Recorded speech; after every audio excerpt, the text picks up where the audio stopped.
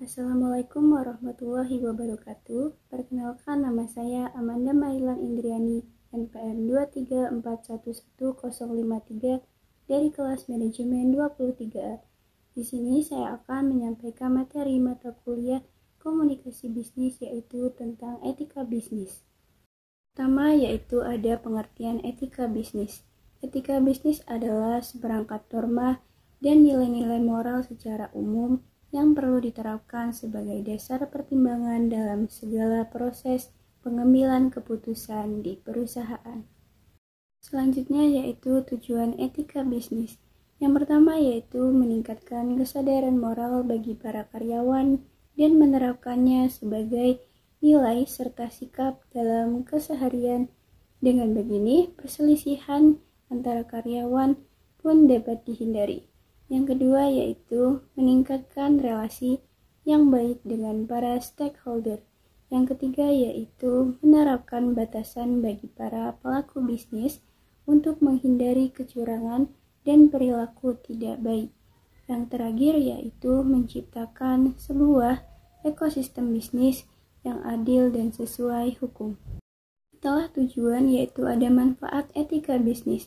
Yang pertama yaitu mendapatkan reputasi yang baik. Reputasi yang baik dapat meningkatkan kredibilitas di mata publik, sehingga konsumen akan lebih memilih barang atau jasa dari perusahaan tersebut dibandingkan dengan brand lain. Yang kedua yaitu memperhatikan kepentingan bersama. Karena dijadikan sebagai pedoman, etika bisnis adalah suatu hal yang mampu mengubah pola pikir karyawan bahwa kita seharusnya mendahulukan kepentingan bersama. Sebab perusahaan adalah milik bersama seluruh pihak yang terlibat karena mereka semua berperan dalam mewujudkan kemajuan bisnis. Yang ketiga yaitu menjunjung tinggi nilai moral. Etika bisnis adalah hal yang memiliki kaitan erat dengan nilai moral dalam masyarakat sebagai landasan tiap perbuatan dan tindakan. Dengan dilaksanakannya etika bisnis pada seluruh pihak internal di perusahaan, maka akan tercipta perilaku yang menjunjung tinggi nilai moral. Adapun prinsip etika bisnis yang pertama yaitu ada kejujuran. Prinsip ini menjadi dasar penting yang perlu dipatuhi seluruh perusahaan, baik modern maupun konvensional. Kejujuran di sini tidak hanya berkaitan dengan harga yang ditawarkan, tetapi mencakup seluruh kegiatan operasional bisnis. Dengan dijunjungnya kejujuran, maka konsumen pun akan semakin loyal dan percaya pada perusahaan. Yang kedua yaitu kesetiaan. Prinsip kesetiaan dalam etika bisnis adalah bahwa seluruh elemen perusahaan harus dapat membedakan urusan profesional dengan pribadi. Dengan diterapkannya prinsip etika bisnis yang satu ini, maka seluruh karyawan diharapkan dapat secara serius dan fokus menjalankan tugasnya. Yang ketiga yaitu otonomi.